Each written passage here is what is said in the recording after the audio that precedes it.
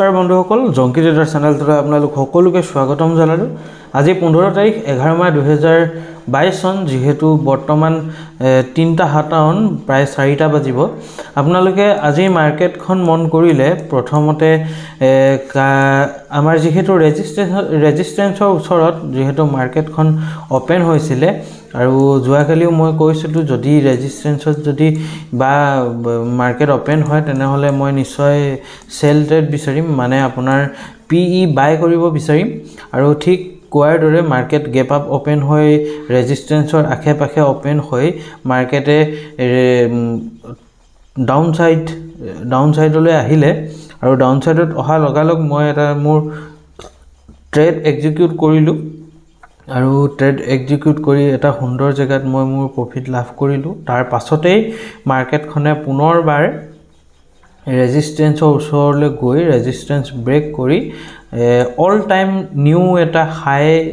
মাৰ্কেটে যেহেতু ফৰ্ম কৰিলে আৰু অহাকাইলৈ যদি মই সেল ট্ৰেড পাওঁ বা মই যদি অহাকাইলৈ ৰেজিস্ট্যান্সত যদি ওপেন হয় গেপ আপ ওপেন হওক বা ফ্লেট ওপেন হলো যদি মই পিই বাই কৰিবই বিচাৰিম যদি সুবিধা পাওঁ যদি মোৰ সঠিক ফৰ্মুলা মিলে বা মোৰ সেটআপটো আহে তেনেহলে মই সেল কৰিবলৈ চাওঁ আৰু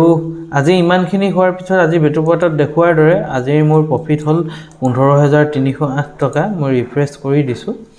আজিৰ প্ৰফিট হল 15308 টকা 75 পইচা যেহেতু যোৱাকালি মই কৈছিলো সেল পালেটো মই সেলেই লম আৰু ঠিক তেনেদৰে মই সেলেই পালো আৰু অহাকাইলৈ মই পিই বাই কৰিবলৈ চাম আৰু আজি আপোনালোকে প্ৰফিটটো দেখিলে 15308 টকা লগতে ৰেজিস্ট্ৰেচন চলি আছে অফলাইন কোৰ্সৰ 19 20 21 তাৰিখে গুৱাহাটীত আছে যদি কোনোবাই কৰিব বিচাৰিছে তেনেহলে আপোনালোকে মোৰ WhatsApp